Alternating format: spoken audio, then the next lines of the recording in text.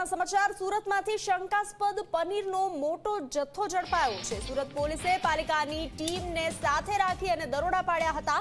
વરાછા તાસની વાડીમાંથી શંકાસ્પદ પનીર ઝડપી પાડવામાં આવ્યું છે। 150 કિલોથી વધારે શંકાસ્પદ પનીરનો જથ્થો જપ્ત કરવામાં આવ્યો છે। પાલિકાની આરોગ્ય ટીમે પનીરના સેમ્પલ તપાસ માટે મોકલ્યા છે।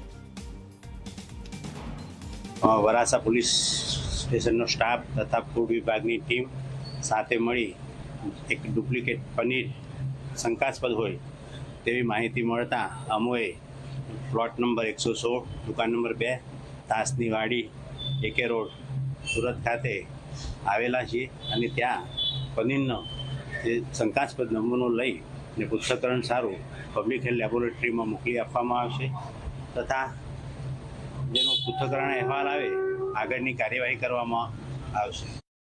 વધુ વિગતો સાથે સંવાદદાતા ચેતન જોડાઈ ચૂક્યા છે। ચેતન, સુરતમાંથી શંકાસ્પદ પનીરનો મોટો જથ્થો જપ્ત કરવામાં આવ્યો છે। પાલિકાની ટીમે દરોડા પાડ્યા છે।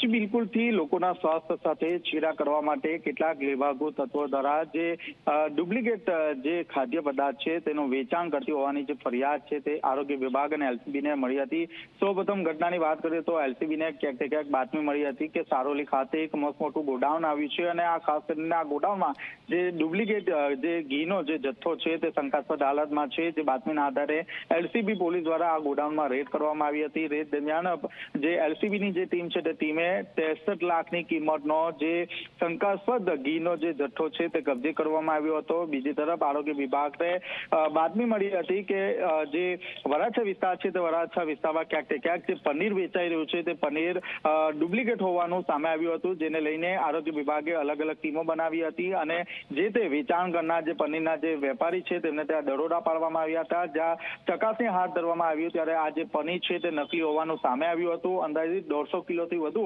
જે શંકાસ્પદ હાલતમાં જે પનીરનો જે જથ્થો છે તે કબજે કરવામાં આવ્યો હતો અને આ જે પનીરનો જે જથ્થો છે તે હાલ નાશ કરવામાં આવ્યો છે, સાથોસાથ દંડની કાર્યવાહી પણ કરવામાં આવી છે।